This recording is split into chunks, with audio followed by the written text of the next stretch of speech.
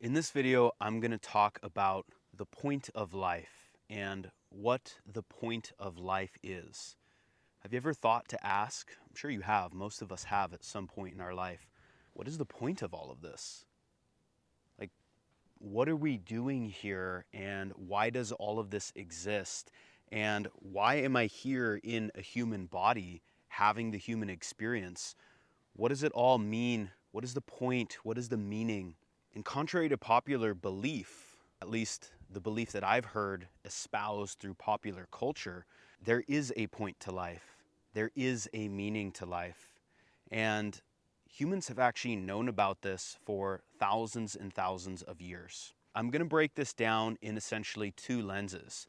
The first is going to be absolute meaning. This is meaning in the point of life as it is applied to all of us. Said differently, we all share essentially the same inner journey. We are all here as human beings having the human experience, and there are qualities of experience, and there's a thing that's happening to all of us, and there's a pathway and a development and an unfoldment that we are all on together. I will also be sharing relative meaning, and this is more specific. This is the meaning as it applies to you. This is taking into account your unique archetypal makeup. Archetypes are the building blocks of reality and of the psyche. These are things such as the mother, the father, the king, the warrior, the magician, the lover, the artist, the musician, the athlete, the politician, right? You can go to any culture in the world and bring up those key points.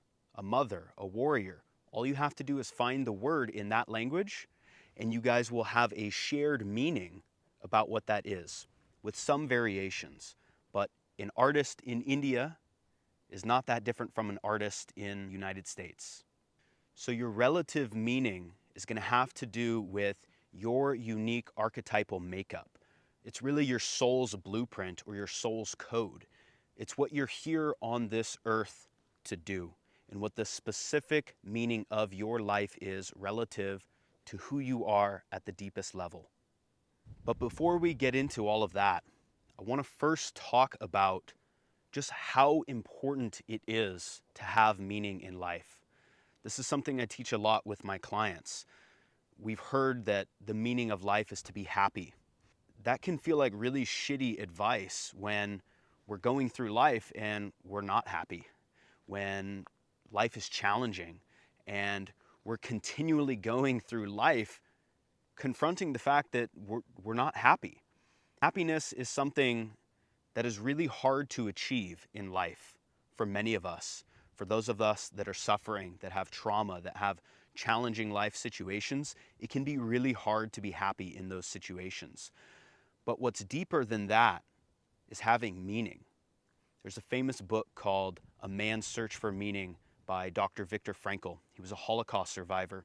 He spoke how those in the camps that had meaning could suffer the atrocities of what was taking place, the deepest, most horrendous conditions a human being can imagine.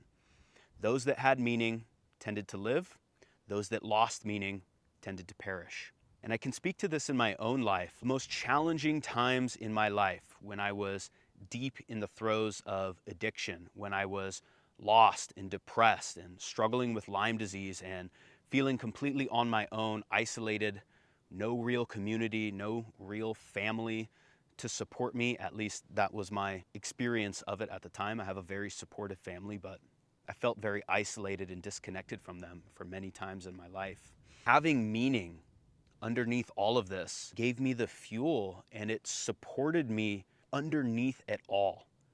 So having meaning in your life is extremely, extremely valuable, because if you have meaning, you can get through literally anything in life. If Dr. Viktor Frankl and those that were in the Holocaust camps can survive those conditions with meaning, you can survive any conditions in the modern world with meaning underneath it all. Let's first talk about absolute meaning. This is meaning that applies to literally everybody. The meaning of life is for consciousness to evolve. It is for you as a finite being to wake up to the fundamental nature of your own truest self, really the nature of your own soul, as both finite and infinite at the same time. This really points to the holographic nature of the soul. If you take a holographic plate, let's say it has a duck on it, and you smash that plate on the ground, and you pull out one piece, you shine a highly coherent light through it, i.e. a laser, what you'll see is the entire image of the duck will be present in every individual piece. This is the nature of the soul. It means it's uniquely one finite, distinct piece, but at the same time contains all of the information of the whole. It means in your soul, when the soul wakes up to its own true nature, when consciousness realizes what it is, the boundary between self and other dissolves, and it merges with the entirety of existence. All of reality, far beyond our physical plane here. You realize your oneness with all that is. Every single human being on this planet shares that same purpose. That is truly the meaning of existence at the deepest level. Now you might ask, why? Why is that the meaning? And I toiled with this for a long time. And the reason is very, very deep. And to be frank, you have to access very deep states of consciousness to even begin to understand this, which is something I have been fortunate enough in life to have had access to through plant medicine, specifically 5-MeO-DMT. And the reason for this is because infinity, or God, the totality of all existence, wants to know what it is so that it can love itself more fully. Ultimately, there's a unified field of consciousness. This field is simultaneously all-knowing. It knows exactly what it is. It's pure infinity. But until it lives through every single finite expression that could possibly exist within this larger field of infinity, it paradoxically doesn't know what infinity is. This field lives in a state of infinite self-knowledge and self-knowing. And because of that, because it knows exactly what it is, and it knows it can be nothing other than what it is, it fully and completely accepts itself. This field lives in a state of self-acceptance, infinite self-acceptance. And really, acceptance is love. When you tell someone, I love you, when you tell your child, I love you, you love them whether they do good in school, whether they do bad in school, if you're a good parent, hopefully. Whether they fuck up in life or whether they change the world through charity, you still accept them. When you say I love you to a partner, you're saying, I accept your physical body, your physical appearance. I accept your personality traits. I accept your flaws. I love you.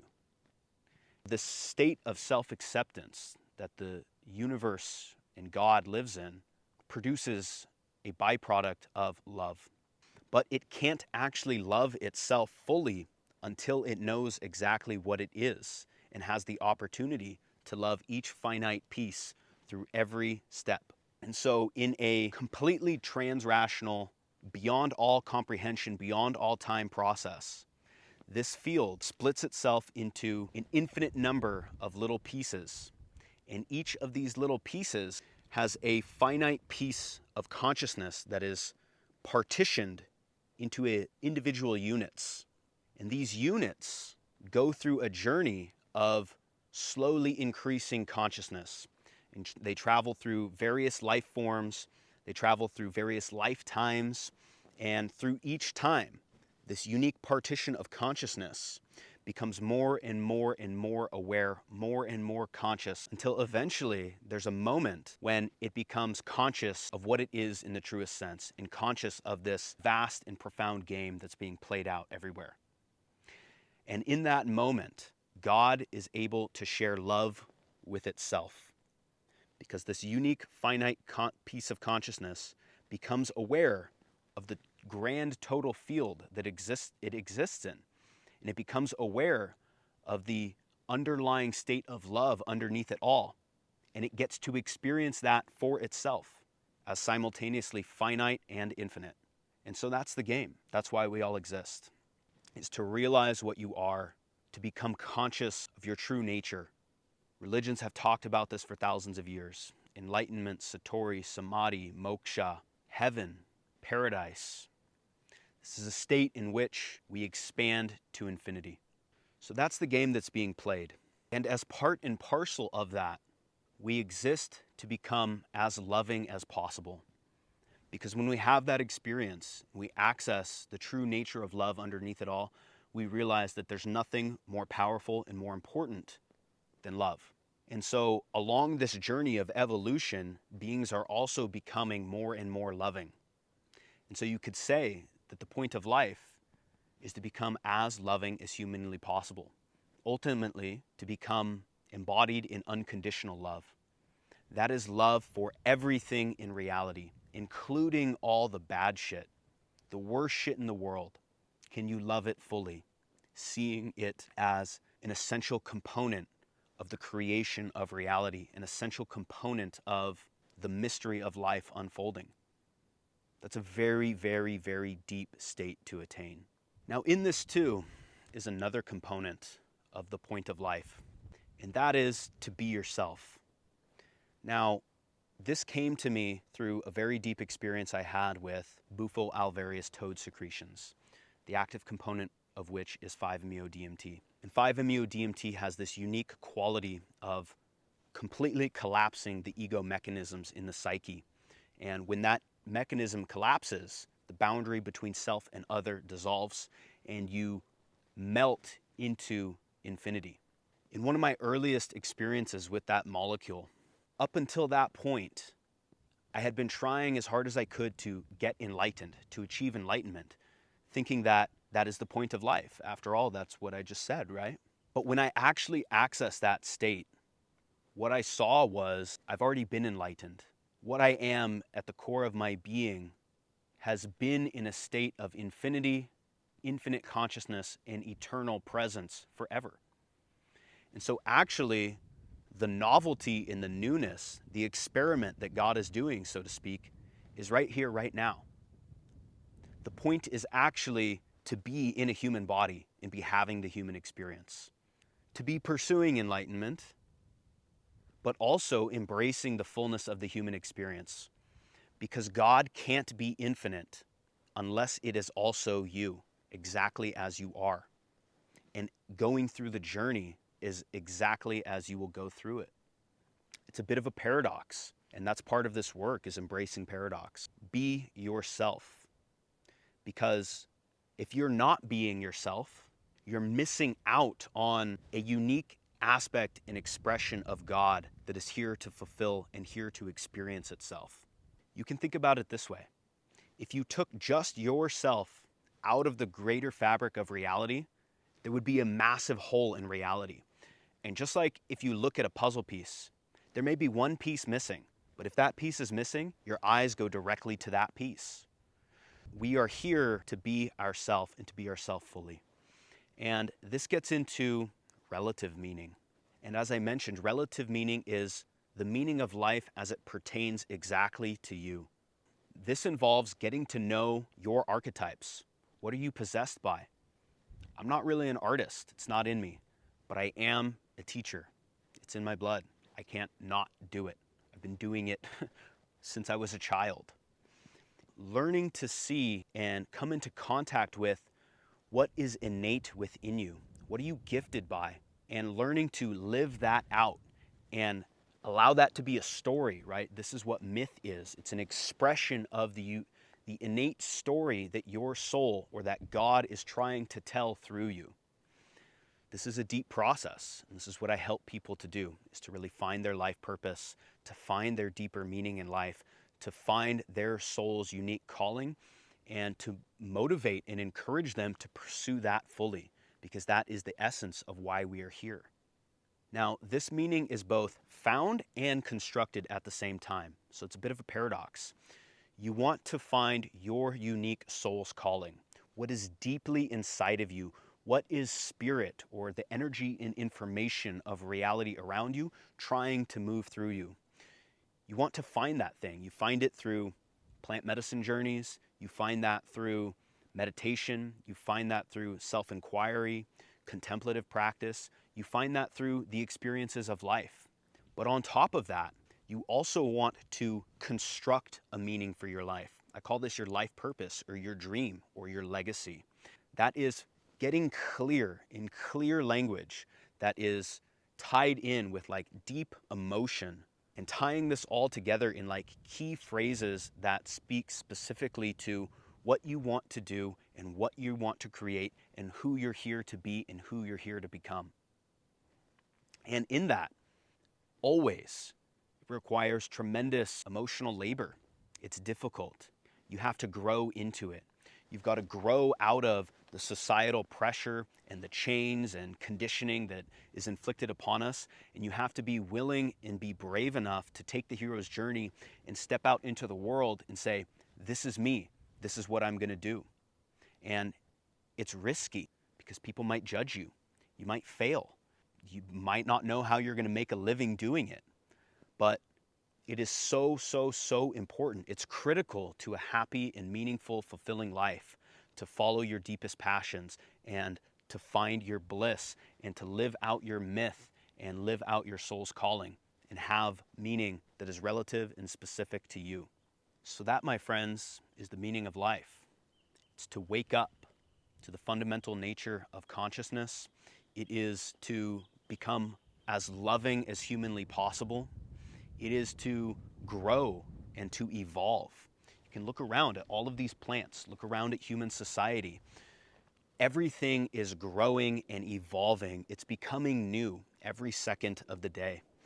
There's a famous philosopher called Alfred North Whitehead, and he spoke of the creative advance into novelty. And this is what God is doing by trying to find out what it is. It's a novelty generator. It's looking into itself at all of these different angles in all of these different ways, trying to experience and know what it is. And that's what you're doing. And that's the hero's journey. That's also Jung's concept of individuation. It means to become whole unto oneself and to be yourself fearlessly and fully in the world, while also expanding consciousness and coming into awareness of, Jung called it the self. It's another word for God or infinity or infinite consciousness. Now, there's one final component of meaning that I'd like to address, and this is not something that I can actually answer myself. So I'm going to ask some friends of mine. And we're going to start with my buddy, Mr. Tree. Hey, Mr. Tree, may I touch you? Thanks. It's good to see you, buddy. So, Mr. Tree, what is the meaning of life? What is the point of life?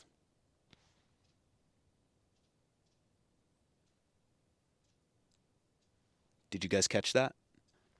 So in case you guys didn't catch that, I'm going to ask another friend. Mr. Tree's a little esoteric. And this is beautiful Mrs. Manzanita. She is pretty. Mrs. Manzanita, what is the point of life?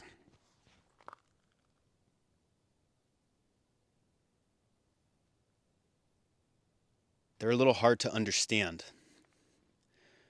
But what they're saying is the point of life is to live. And this is not something that really needs much explanation. It's really something for you to sit with and to meditate on for yourself. The point of life is simply to live. And with that, I want to thank you guys for tuning in. Stay tuned. I'm going to be releasing a lot more content in the future. I'm starting to pick up momentum now in all of this. And I'm living. I'm being myself. I'm pursuing the path as much as I can. And I feel blessed to be in these beautiful mountains. Blessed to have sunlight on my eyes. And thank you guys very much. I'll see you soon. Much love. This is it right here, my friends. That's the meaning of life.